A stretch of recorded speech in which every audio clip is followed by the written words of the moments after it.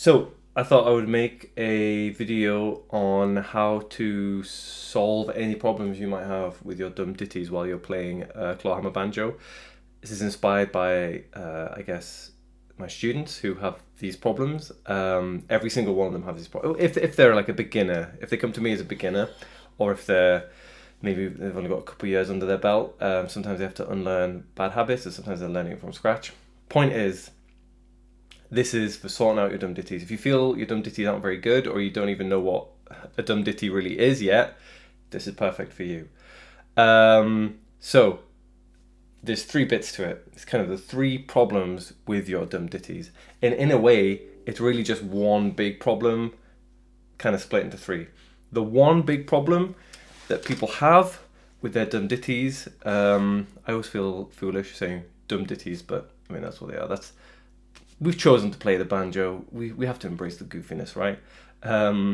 Yeah, so it's one big thing, and it's getting their priorities wrong when it comes to practicing and playing Dum-Ditties, because everyone, what's the best way to phrase this?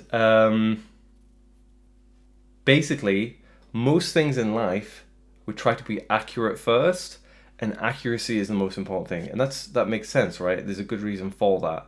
If you're learning to drive a car, you're trying to be accurate with gear changes and the steering wheel, obviously. It's a life or death situation.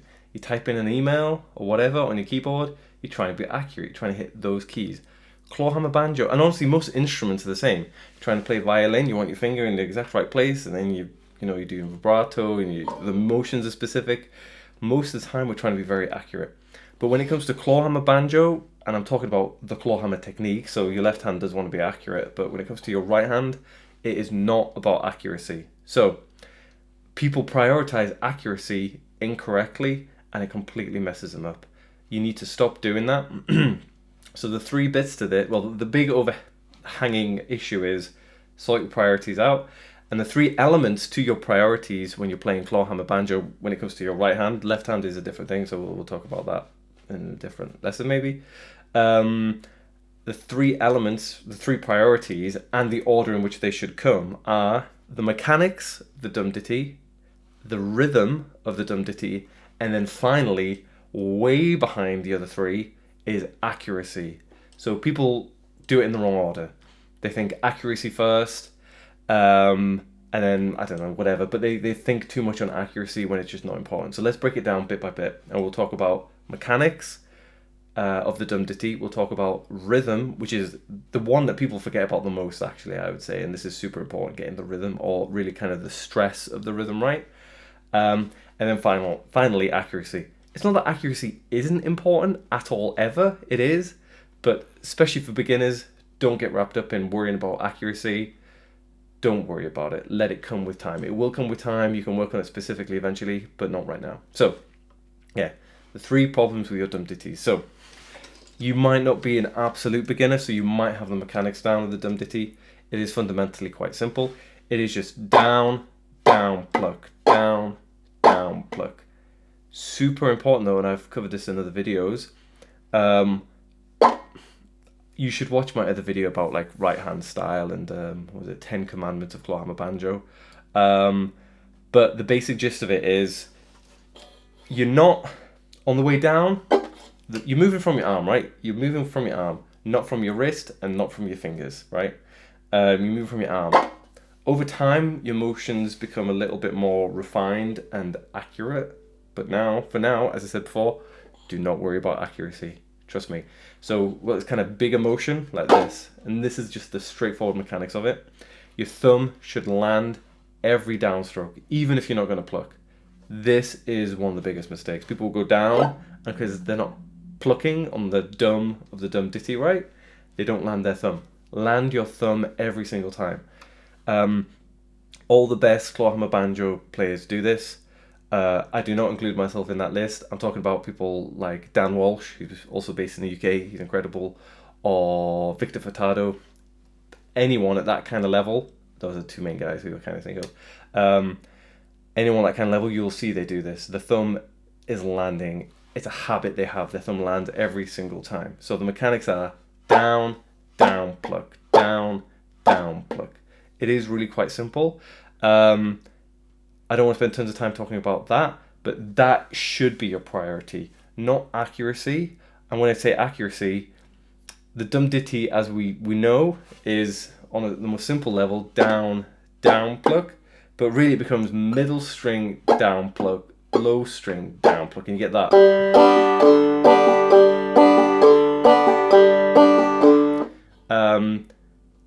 People prioritize accuracy too much, and they worry too much about, oh, I'm hitting the middle string, and then I'm hitting all of them, and then I'm plucking, and then I'm hitting the low string, and then I'm hitting all of them, and then plucking. Do not prioritize that. We'll get onto that in a bit, but do not prioritize it. I cannot repeat it enough.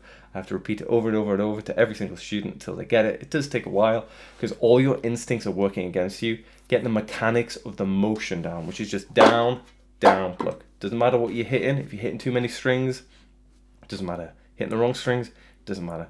Just get the basic down, down, pluck right. It's from your arms. It's not from your fingers. Certainly not from your fingers. That's the worst. Not from your wrist. Some people do it from their wrist and they get away with it a little bit. Please don't. Thumb always lands, and I didn't say this before, but your thumb always comes off. So don't do like consecutive downstrokes without the thumb coming off. Thumb on, thumb off, thumb on, thumb off. For now, it's just landing on the top G string. It can land on other strings at another point, but we're not there yet. Right, we're just talking about the straightforward Dum-Ditty. So that is the first part of the three problems, right? And the main problem there really is just a matter of priority. People prioritize accuracy. The second point is rhythm. This bit itself can be split into two, and I'm not going to spend tons of time on the first one. The first one is just a straight rhythm versus swung rhythm. A lot of people, when people start off, understandably, they don't really know the difference. I've just put out a video on swing rhythm, so watch that if you really want to know the kind of specifics of the difference there. But we want at first to be practicing Dum-Ditties with a straight rhythm. That's down, down, pluck, down, down, pluck. Even kind of the eighth notes when we're playing them. If you don't understand that, I'm sorry, but go watch the other video. I'm not going to explain it here. The eighth notes are equidistant, and yeah, it's a straight rhythm. Just so you know, a swing rhythm is 1, 2, and 3, 4, and the eighth notes are swung. Again, it's not really the point of this video here, but practice Dum-Ditty straight. That's the first rhythmic thing. The second one, which is the bigger one that even like slightly intermediate players get wrong a lot, is just the stress of the Dum-Ditty. So the Dum-Ditty is dum, ditty, dum, ditty, right? That's 1, 2, and 3, 4, and. You need to stress the dit, basically. Don't stress the dum, stress the dit. Certainly do not stress the t. So dum-ditty, dum-ditty, dum-ditty. That is so the second downstroke, or the kind of all string stroke of the Dum-Ditty. When people start off at first, when I'm teaching them, I'm telling them not to worry about accuracy. Don't worry about accuracy for now. I'll keep repeating it. I'll keep repeating it. But what you do want to do is worry about the stress. So let's say that they might be playing like this.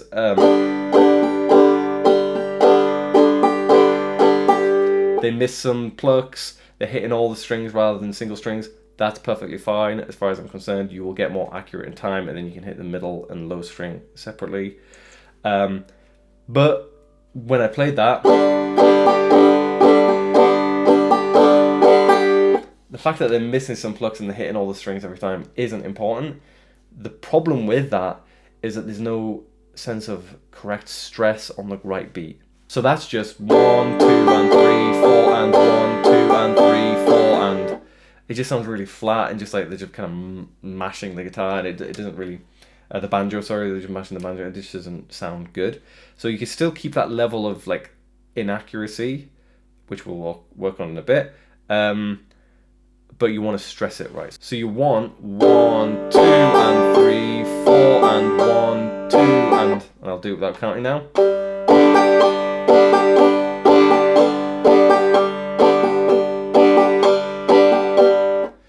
That is way better. Now I'm stressing the 1, 2, and 3, 4, and the second downstroke of every 2 downstrokes. The dit rather than the dum. It feels really unintuitive to me to stress the dum, like the dum-ditty, dum-ditty, dum. You can do that, but it's quite unintuitive to me because proper dum-ditties are dum-ditty, dum-ditty. If you find there's something, let's say you're accurate and you got the mechanics down of the dum-ditty, and there's something that just isn't sounding right with the way you're playing it, it's probably this. This is probably the main thing that's happening. If it's just sounding wrong, you can't quite work out why. I find this is super common. It's almost invariable with students at a certain level. Yeah, and it's not that it's awful to not get the stress right. It's just that it stops the dum-ditties from like feeling properly alive, because suddenly, you know,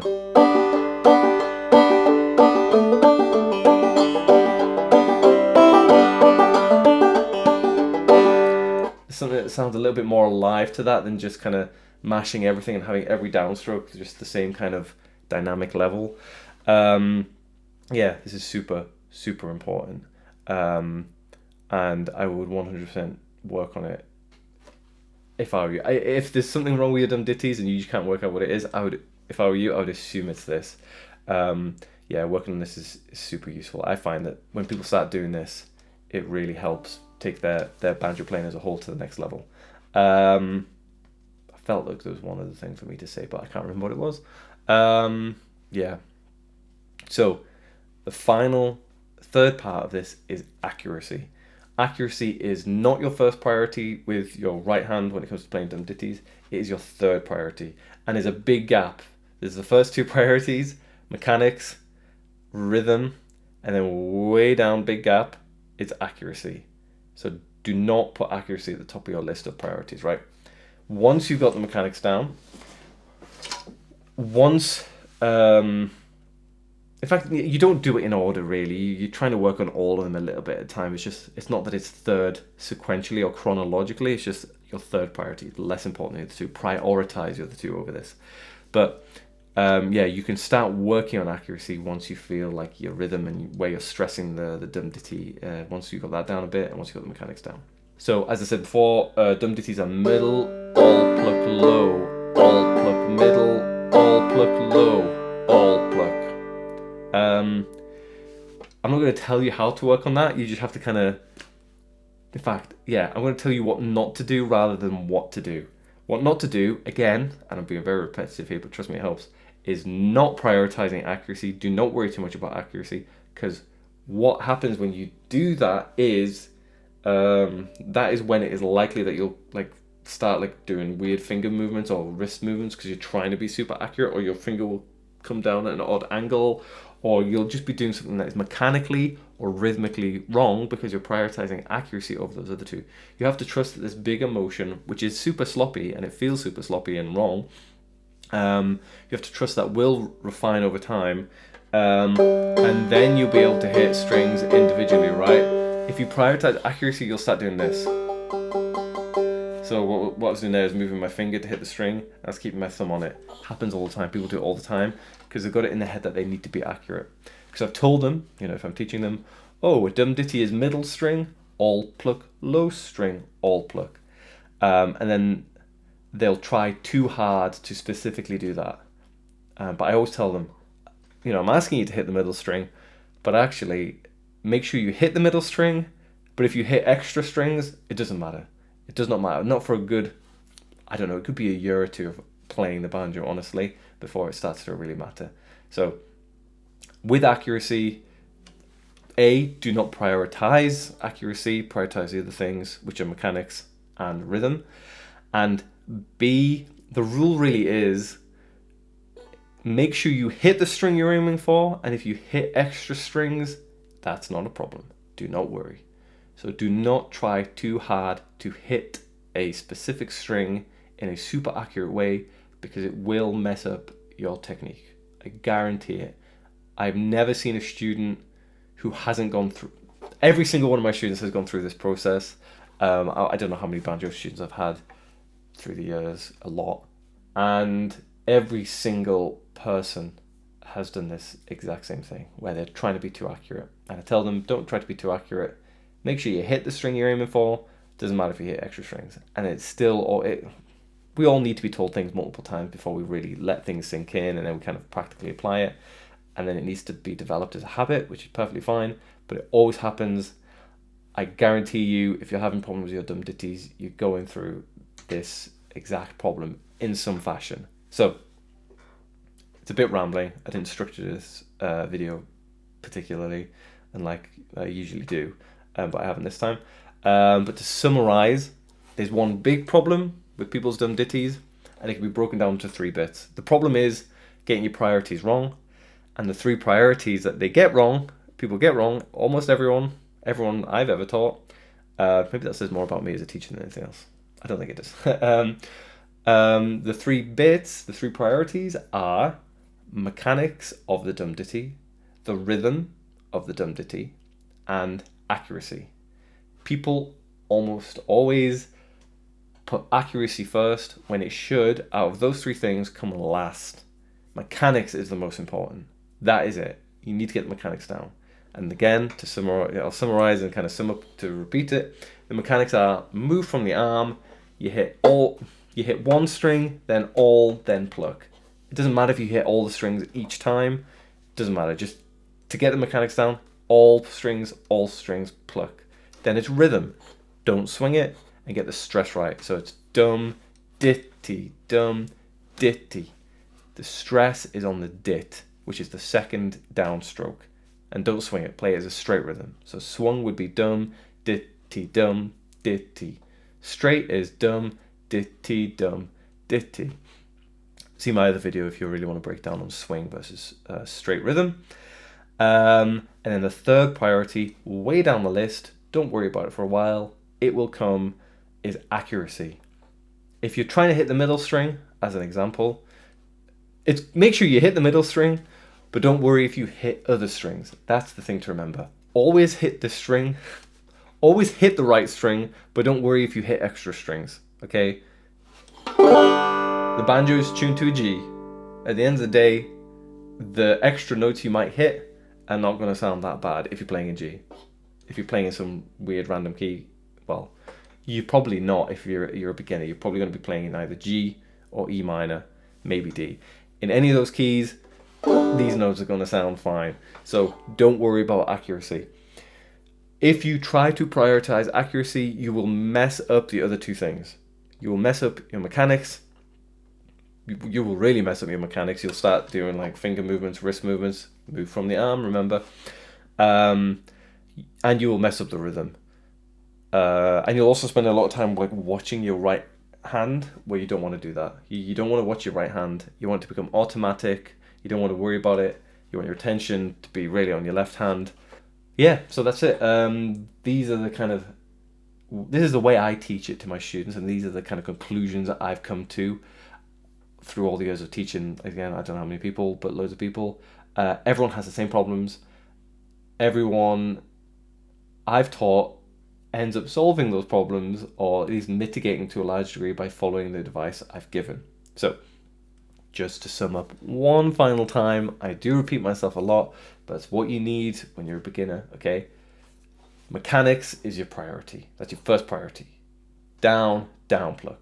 Just get it in a basic way. If you have to mute the strings, if you live in a house with a bunch of people who don't want to hear you hacking away at a banjo all day and all night, just put your hand over the strings gently, mute the strings, down, down pluck. Don't worry if your pluck's not even that loud, to be honest. Get the mechanics down. Then rhythm. You want down, down pluck, down, down pluck. Stress the second down stroke, which is the dit, dum-ditty. Then work on accuracy. Only then, okay? It's the 3rd of those priorities, and trust me, it's way, way less important than mechanics and rhythm. So, hopefully that's helped people and hasn't been too repetitive and too unstructured and rambling. See you around.